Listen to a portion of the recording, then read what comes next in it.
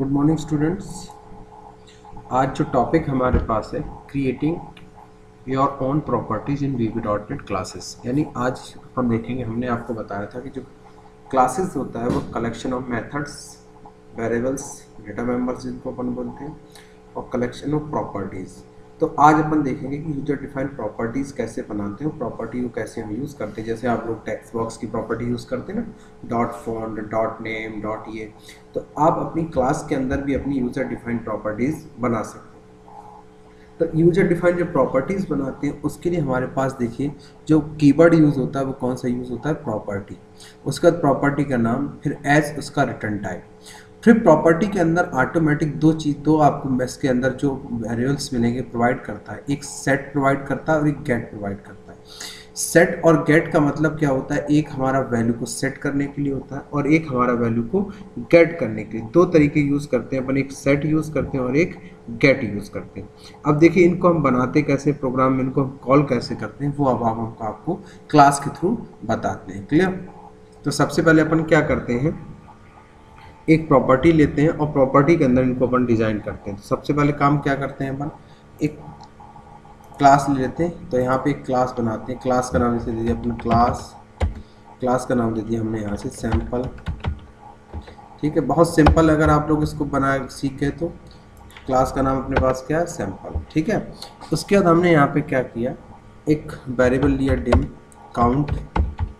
Variable का नाम क्या लिया हमने यहाँ से, डिम काउंट एज इंटीजर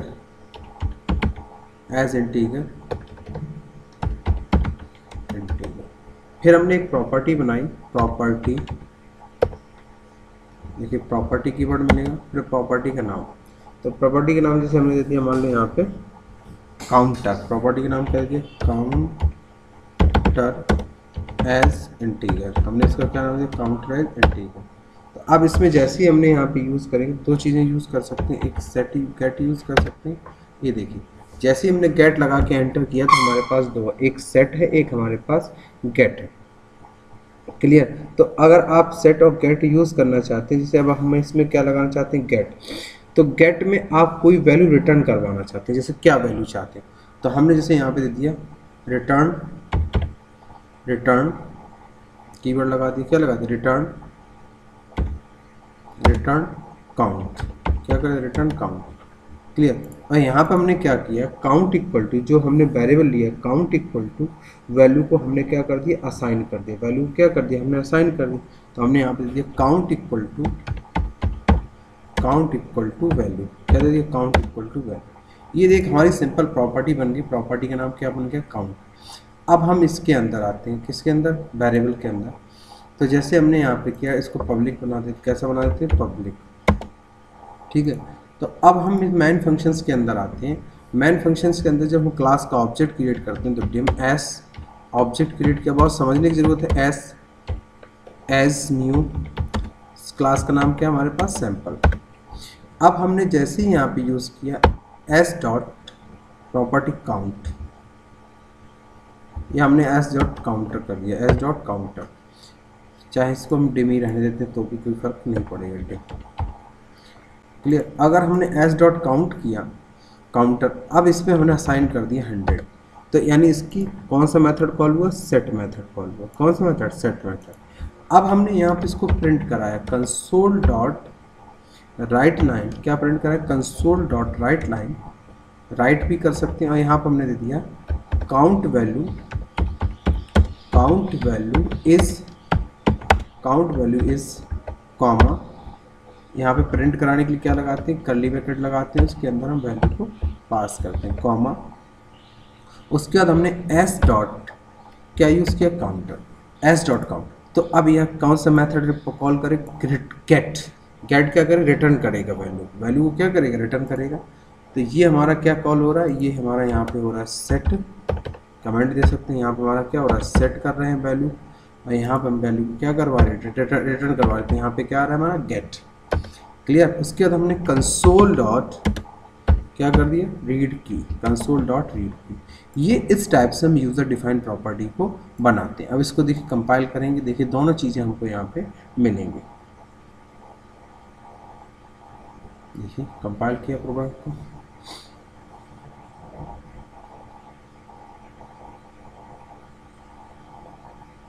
ये देखिए आ गया। ये हमारी नॉर्मल प्रॉपर्टी है। कौन सी प्रॉपर्टी? Normal property.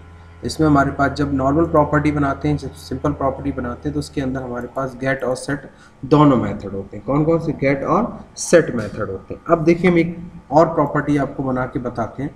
देखिए प्रॉपर्टी हमारे पास और भी टाइप की प्रॉपर्टीज होती हैं हमारे पास। देखिए रीड ओनली प्रॉपर्टी होती है और राइट ऑन प्रॉपर्टी।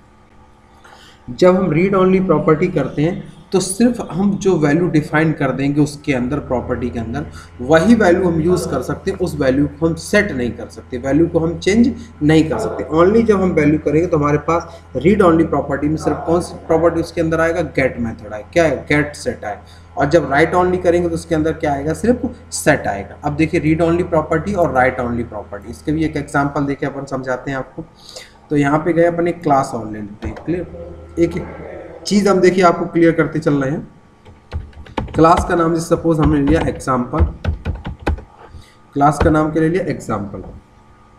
अब हमने एक प्रॉपर्टी बनाई यहाँ पे public, simple public, public public property, property का नाम दे दिया हमने प्रॉपर्टी। उसके बाद प्रॉपर्टी का नाम हमने सपोज दे दिया यहाँ पे काउंट। क्या नाम दे दिया? काउंट। एज रिटर्न टाइप जरूर देना पड़ता है। एज किस टाइप? स्ट्रिंग होगा तो स्ट्रिंग, फ्लोट डेसिमल होगा तो डेसिमल, तो हमने यहाँ पे दे दिया इंटीजर। और हमको इसको कौन सी प्रॉपर्टी बनाना है? रीड ओनली प्रॉपर्टी, यानी सिर्फ इसकी वैल्यू को यूजर रीड कर सके, वैल्यू को चेंज ना कर सके। तो इसलिए हम यहाँ पे कीवर्ड यूज करते हैं रीड ओनली। कौन सा कीवर्ड यूज करते हैं? Read only. ये देखिए हमने कीवर्ड लगा दिया read only. Read only keyword लगाने के बाद जैसे ही आपने रीड ओनली लगाया, उसके बाद आपने यहाँ पे क्या कर दिया?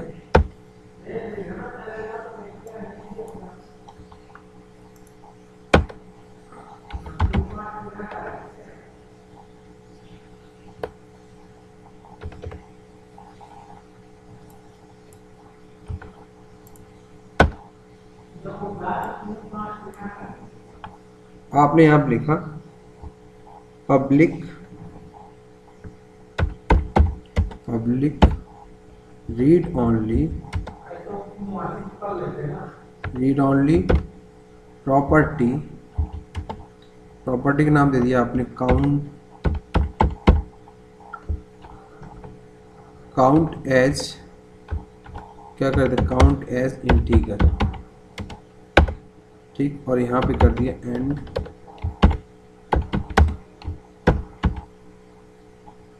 And property. आपने क्या कर दिया? And property. उसके बाद काउंट की जगह पावर कर दीजिए, कर दीजिए आप यहाँ में से, आपने दिया यहाँ पे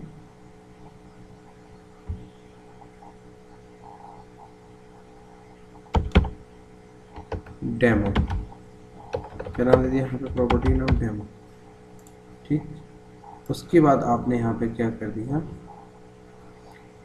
यहाँ पे जो मेथड लिया वो आपने सिर्फ दिया गेट, और यहाँ पे आपने कर दिया रिटर्न, रिटर्न करा दिया आपने 500। रिटर्न क्या करा दी? 500। ये देखिए आपकी जो प्रॉपर्टी बनी है वो कैसी बनी है? Read only property. अब देखिए इसका एग्जांपल कैसे समझते हैं अपन।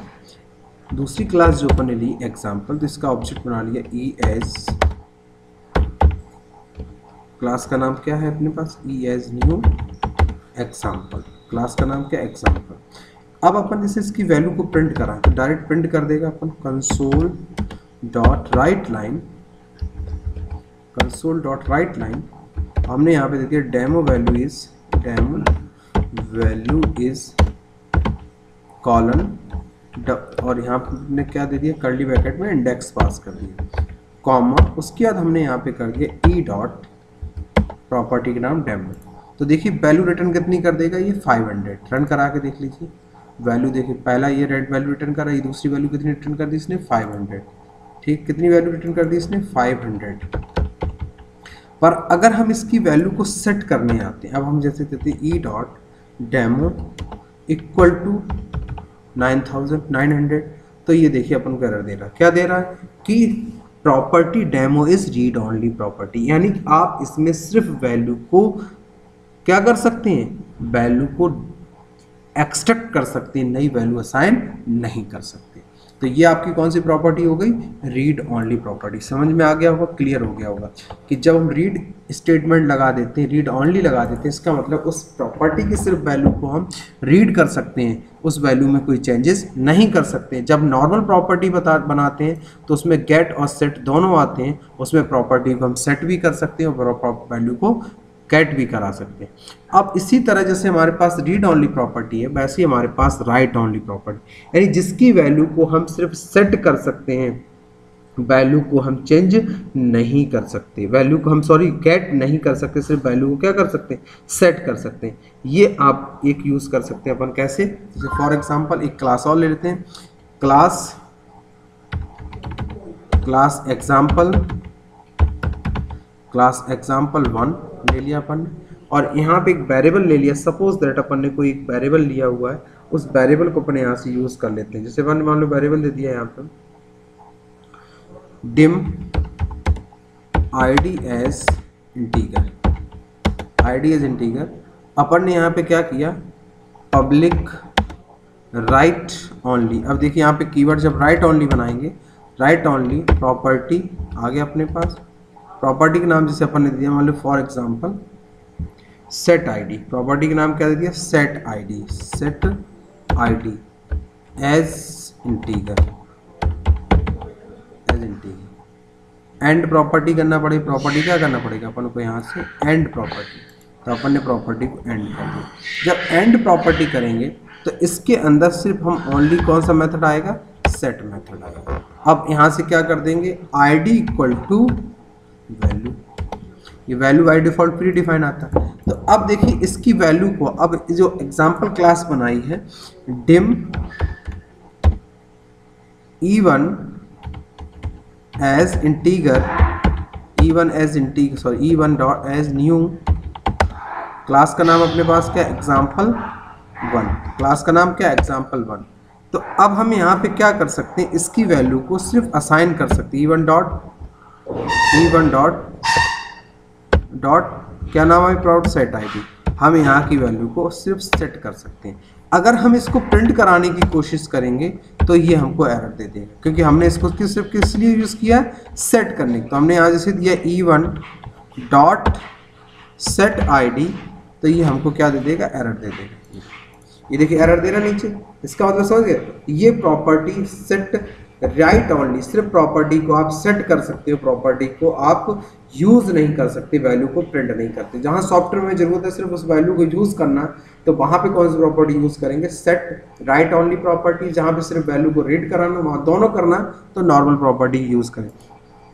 तो ये हमने आपको बताया कि यूज़र डिफाइंड प्रॉपर्टी को कैसे बनाते हैं। तो अपने सॉफ्टवेयर में अपनी नीड के अनुसार आप यहाँ से सेट कर सकते हैं। क्लियर, अपनी नीड के अनुसार इसको आप सेट कर सकते हैं, कोई दिक्कत नहीं। क्लियर, तो ये आपका कुछ हमने आपको डेमो दिए, इन डेमो के आधार पर आप इन पे काम कर सकते हैं। ठीक है, चलिए अब अपन चलते हैं। ये आपको क्लियर हो गया होगा। अगर इसमें कोई प्रॉब्लम आए तो आप बताइएगा जरूर। मोस्ट इंपॉर्टेंट चैप्टर है ये, क्योंकि गेट आईडी और सेट आईडी, ये सेट और गेट, ये दोनों मेथड प्रॉपर्टी के अंदर यूज़ होते हैं, स्टेटमेंट्स।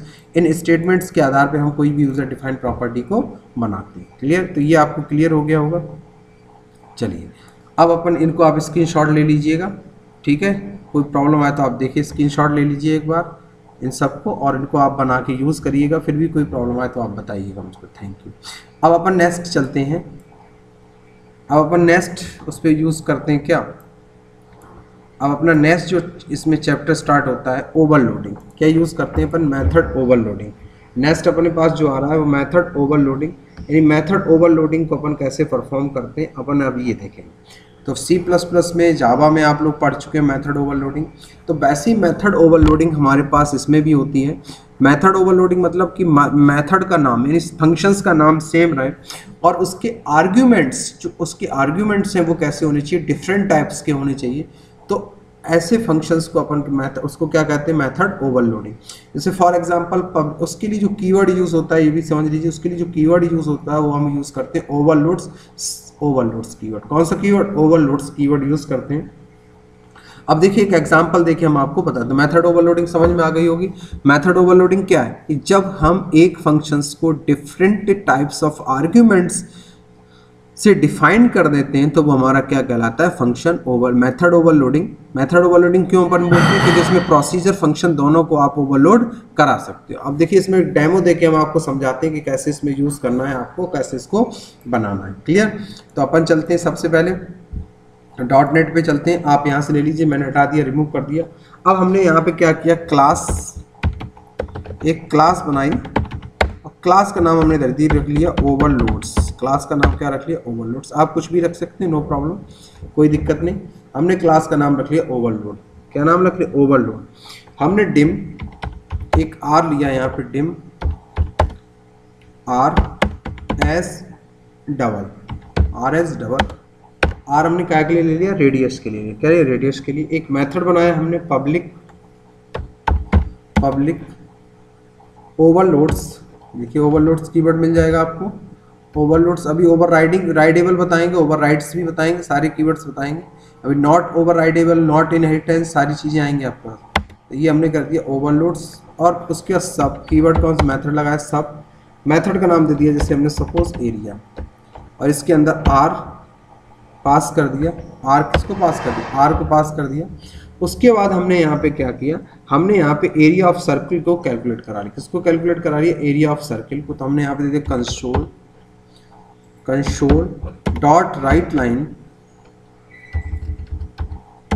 मेथड दे दिया इसके अंदर एरिया ऑफ सर्किल। क्या दे दिया हमने, क्या चाहिए अपन को, area of circle, area of circle, curly bracket, index pass की इसके अंदर 0। उसके बाद एरिया ऑफ सर्किल का हमने फॉर्मूला लगा दिया।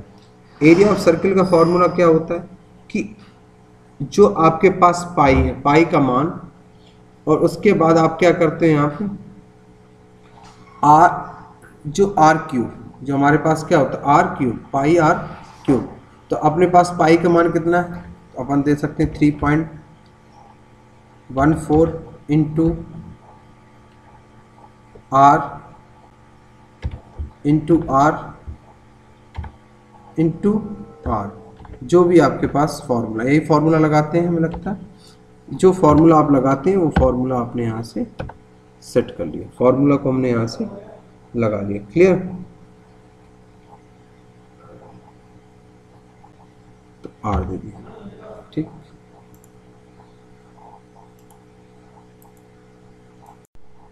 तो अपने पास एरिया ऑफ सर्किल का फॉर्मूला क्या होता है, पाई आर स्क्वायर। क्या होता है, पाई आर स्क्वायर। तो आर, पाई का मान रख दिया और आर इंटू कर दिया। उसके बाद इसी के अंदर अपन एक मेथड और लिखते हैं। क्या लिखते हैं, एक मेथड लिख लेते हैं। जैसे अपन ने दे दिया डिम एल और डब्ल्यू लेंथ विड्थ एज इंटीजर, ठीक है। उसके बाद अपन ने क्या किया, पब्लिक ओवरलोड्स, क्या यूज करेंगे, ओवरलोड्स सब, और यहाँ पे सब एरिया यहाँ पे पास कर देंगे एल इंटू, ठीक। उसके बाद अपन ने यहाँ पे क्या कर दिया, एरिया ऑफ रेक्टेंगल। क्या निकालना अपन को, एरिया ऑफ रेक्टेंगल। तो अपन ने यहाँ दे दिया console dot write line area of rectangle, area of rectangle, ठीक। उसके बाद आपने ब्रैकेट लगाया। उसके बाद आपने क्या किया, ब्रैकेट लगाया। उसके बाद आपने एरिया ऑफ रेक्टेंगल का फॉर्मूला लगाया। तो क्या, लेंथ गुणे कॉमा एल गुणे डब्ल्यू, लेंथ गुणे। ये आपने यहाँ पे दोनों फंक्शंस को ओवरलोड कर लिया। उसके बाद आपने क्या किया, मेन फंक्शंस क्या है, डिम ऑब्जेक्ट बना लिया ओबीजे एज न्यू, क्लास का नाम क्या, ओवरलोड। क्या नाम है क्लास का नाम, ओवरलोड। उसके बाद अब आपको जो भी निकालना है, तो आपको जैसे एरिया निकालना है, तो आपने जैसे एरिया निकालना है, एरिया ऑफ सर्किल निकालना है, तो आप जैसे अपने हिसाब से जैसे एरिया ऑफ सर्किल निकालना है, तो एक आर्गुमेंट पास कर, तो आपने क्या कर दिया ओबीजे डॉट एरिया और इसके अंदर पास कर दिया 3, क्या पास 3.1। तो अब देखिए इसको आप कंपाइल कराएंगे, सॉरी रन कराएंगे, तो एरिया ऑफ सर्किल बताएगा, क्या बताए एरिया ऑफ सर्किल आ गया। अब आपने जैसे एरिया ऑफ रेक्टेंगल भी चाहिए आपको, तो आपने क्या कर दिया ओबीजे डॉट एरिया, इसके अंदर आपने पास कर 3/6, तो ये क्या बताएगा एरिया ऑफ रेक्टेंगल। ये देखिए दोनों फंक्शंस आप और एक ही क्लास के अंदर, तो ओवरलोड करने के लिए, फंक्शन ओवरलोडिंग करने के लिए यहाँ पे हम जो कीवर्ड यूज़ करते हैं वो क्या करते हैं ओवरलोड्स। अगर फंक्शन को ओवरलोड करना है तो यहाँ पे हम कीवर्ड फंक्शन क्या कौन सा कीवर्ड लगा देंगे, फंक्शंस कीवर्ड लगा देंगे। तो फंक्शंस आप ओवरलोड कर सकते हैं, यहाँ पे रिटर्न टाइप दे देंगे, वैल्यू का आप क्या कराएंगे रिटर्न। तो जो भी तरीका हो वो तरीका आप यहाँ पे यूज़ कर सकते हैं। इस टाइप से हम यहाँ पे क्या कर सकते हैं फंक्शन ओवरलोडिंग परफॉर्म कर सकते हैं। इतना कर लीजिए, कोई प्रॉब्लम आए तो आप हमको बताइए। Thank you.